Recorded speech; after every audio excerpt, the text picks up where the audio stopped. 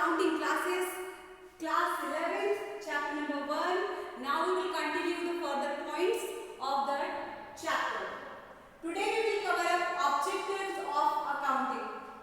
Objective of accounting, which involves maintaining accounting records, determining profit or loss, determining financial position, facilitating management, providing accounting information to the user, protecting business assets. These all are the objective of accounting. You all can pause the video and write down all the points. Then I will discuss one by one. So students, take out your T.S. Garewal book, page number 1.3. Objective of accounting. See, the first point is maintaining accounting records. Accounting records को maintain करना, जितनी भी financial transactions हुई हैं या events हुई हैं उनको सिस्टमैटिक मैनर में रिकॉर्ड करना. Now second point is determining profit or loss. Another objective of accounting is to determine net result of transaction for a period. In other words, to determine whether during the accounting period the firm has earned profit or incurred a loss. ये जानना बहुत ज़रूरी है कि during this accounting year whether the firm earned profit or they have to face loss. Now the next, determining financial position. After preparing profit and loss account, they used to prepare balance sheet which shows the financial position, जो कि financial position show करती है. Okay. Then facilitating management.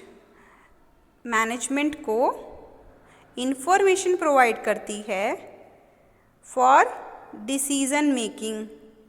Decision लेने के लिए. Control मतलब students check करना regarding the plans and the actual output. Budgeting और forecasting करने के लिए ये facilitate करता है किसको? Management को. Then providing accounting information to the user. Users को accounting information provide करना इसका objective होता है. Protecting business assets. Business के जो भी assets हैं उनको protect करता है और उसको कंट्रोल करता है, चेकआउट करता है कि कितना आपका असेट्स हैं, कितने बचे हैं, what is the actual position of that. So these all are the objective of accounting. Children, now come on to the next page 1.4 where you will get advantages of accounting. Now the very first point is financial information about business. Advantages, accounting के advantages क्या हैं वो हम देखेंगे अब इसमें. तो सबसे पहला एडवांटेज ये है कि फाइनेंशियल इन्फॉर्मेशन प्रोवाइड करता है अबाउट बिजनेस. पूरे अकाउंटिंग पीरियड में हमने कितना प्रॉफिट अर्न किया है, कितना लॉस हुआ है, उसके बारे में जानकारी देता है. It gives the information about the profit and loss occur during a accounting period. Your next point is assistant to management. Children, it gives full information for making the plans or decision making process to whom management. देखो management क्या करेगा? Policies बनाएगा, but उसके लिए उसको क्या चाहिए? सारे डेटास चाहिए which accounting provides to them. Now third, replaces memory. See, a systematic and timely recording of transaction obviates the necessity to the remember transaction. आज कौन सी ट्रांजेक्शन हुई है आप कल भूल सकते हो, या फिर 4 दिन या 10 दिन पहले जो ट्रांजेक्शन्स हुई हैं वो हम भूल जाएंगे, बट ये कहीं ना कहीं इसको स्टोर करके रखता है. अकाउंटिंग सारी ही ट्रांजेक्शन्स को स्टोर करके रखता है. Now the next point is facilitates comparative study. आपके लास्ट ईयर्स के डेटास को इस ईयर के डेटा से आप कंपेयर कर सकते हैं. So systematic record enable businessman to compare 1 years result with those of the years and locate significant factors leading to the change.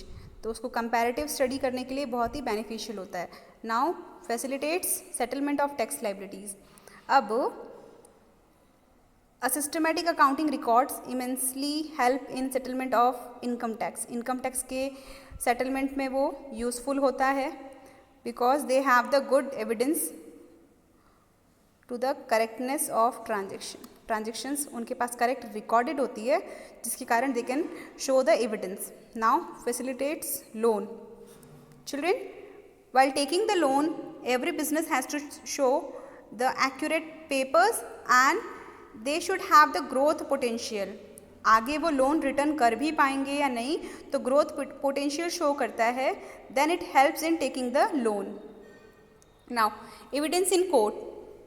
Because accounting has all that systematic record and return transaction evidence, so they can show in the court. Now facilitates sale of business.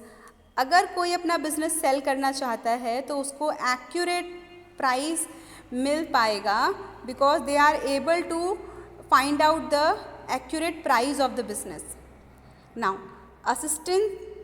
Assistance in the event of insolvency. Insolvency की condition में भी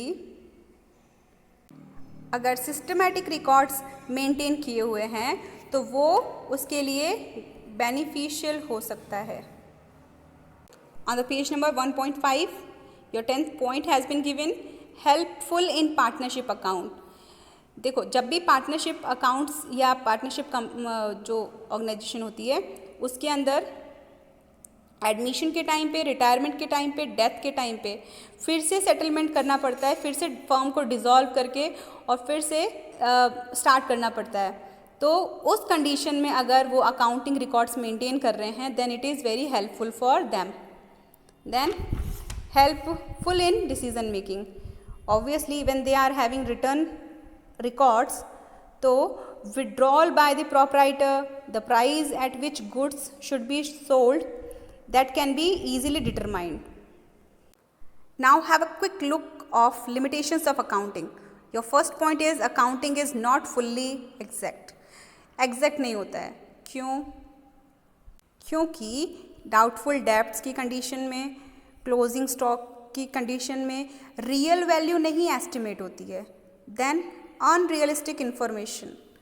unrealistic information मतलब it is unrealistic because accounting follow some principles like ongoing concern. तो अगर ongoing concern को follow, ये मैं पूरी टर्म आपको आगे समझाऊंगी. तो ऑन गोइंग कॉन्सेप्ट पे अगर ये बेस्ड है तो अगर हम किसी चीज़ पे डेप्रिसिएशन कॉस्ट करते हैं तो वो तो पूरे लाइफ टाइम लगेगा. उससे ना तो उसकी कोई बुक वैल्यू करेक्ट आ पाएगी और उसकी रियलिस्टिक वैल्यू भी पता नहीं चल पाएगी. So this is unrealistic information. Then accounting ignores the qualitative elements.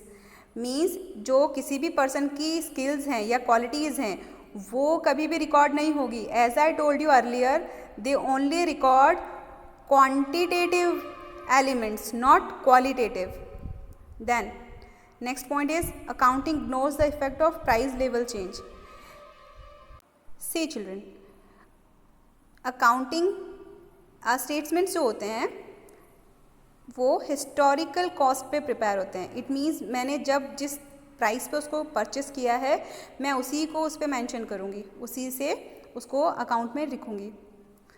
तो अगर उसमें फ्यूचर में चेंज भी आता है तो वो उसको चेंज में मेंशन नहीं करेंगे. इस कारण से it doesn't show correct financial results. Okay. Then accounting में lead to the window dressing. See children, the term window dressing means manipulation of accounts in a way so that the conceal vital facts and present the financial statement to show the better position. अच्छा show करना means जो है नहीं वो datas को छुपा के और एक पॉजिटिव रिस्पॉन्स शो करना, ये आता है विंडो ड्रेसिंग में. तो these all are your limitations of accounting. So this was your objective, advantages and limitations. Objective of accounting, advantages of accounting and limitations of accounting. This is all about today's lecture. You have to put comment in the comment box with your name and whether you have understand it or not. Only put yes, I got it, or otherwise madam, I am facing doubt in this point. So we are there to just help you all. Thank you so much. Take care. Bye bye.